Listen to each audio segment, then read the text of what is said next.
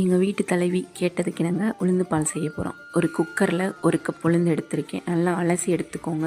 அலசிட்டு 1 cup உளுந்துக்கு 4 cup தண்ணி சேர்த்து நல்லா மையாக வேக வச்சு எடுத்துக்கோங்க. மசிச்சா இந்த மாதிரி மசியணும், நல்லா வேக வச்சு எடுத்துக்கோங்க.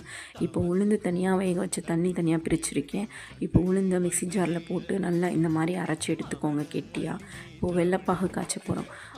ஒரு கிண்ணத்தில் 1 கப் உளுந்துக்கு 1 கப் வெல்லம் எடுத்திருக்கேன். 1/2 கப் தண்ணி ஊற்றி கம்பி பதம் இல்லாமல் சும்மா தண்ணியாக காய்ச்சி எடுத்துக்கோங்க. இப்போ அரைச்சி வச்ச உளுந்தை ஒரு பவுலில் சேர்த்து தனியாக பிரித்து வச்ச தண்ணியும் சேர்த்து நல்லா கட்டி இல்லாமல் மிக்ஸ் பண்ணிக்கோங்க. நல்லா கட்டி இல்லாமல் மிக்ஸ் பண்ணுங்க இந்த மாதிரி. அதுக்கப்புறம் 1 கப் காய்ச்சி ஆறின பால் எடுத்திருக்கேன். அதையும் சேர்த்து நல்லா கிளறுங்க. கிளறினோடனே இப்போது வெள்ளைப்பாகு சேர்த்து நல்லா இதையும் கிளறிக்கணும். கட்டி இல்லாமல் கிளறுங்க, அப்போ தான் நல்லாயிருக்கும். இப்போது சுவையான உளுந்து பால் ரெடி ஆயிடுச்சு. இப்போது மேலே தேங்காய் பூ தூவி கொடுத்துடலாம். நான் வீட்டு தலைவி, எங்கள் வீட்டு தலைவின்னு சொன்னேன்ல, அது யாருன்னு உங்களுக்கு தெரிஞ்சால் கீழே கமெண்ட் பண்ணுங்கள். டாட்டா பாய்.